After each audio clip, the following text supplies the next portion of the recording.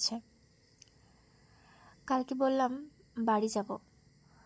আমি চিকেন খেতে খুবই ভালোবাসি, সেই জন্য বাবা সারাদিন চারিদিকে ঘুরে ঘুরে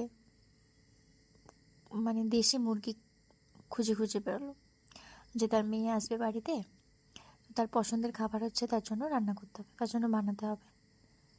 আমার চিকেন খুবই পছন্দ, তবে একটা খুবই মানে কী বলা যায়, অদ্ভুত একটা ব্যাপার আছে যে আমার বাড়িতেও চিকেন থাকে, চিকেন মানে মুরগি আমরা থাকে, তবে আমরা বাড়ির মুরগি খাই না, কারণ সেগুলোকে যেহেতু নিজেরা ছোটো থেকে বড় হতে দেখি, এতে তো তাদের প্রতি একটা আলাদা মায়া থাকে, তো সেটা খাওয়া যায় না। তবে লোকের বাড়ির চিকেনটি খেয়ে নিই।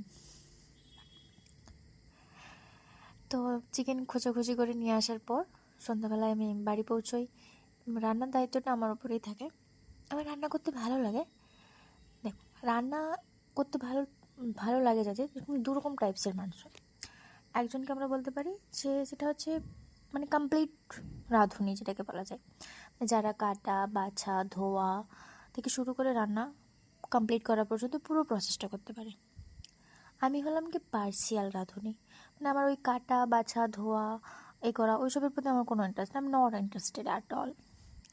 আমার কাছে কি, আমি রান্না করতে ভালোবাসি, আমি এরকম টাইপসের রাঁধুনি যার কাছে সমস্ত জিনিসপত্র জোগাড় করে এনে দিতে হবে, এনে দিলে তবে তারপরে আমি রান্নার বাকি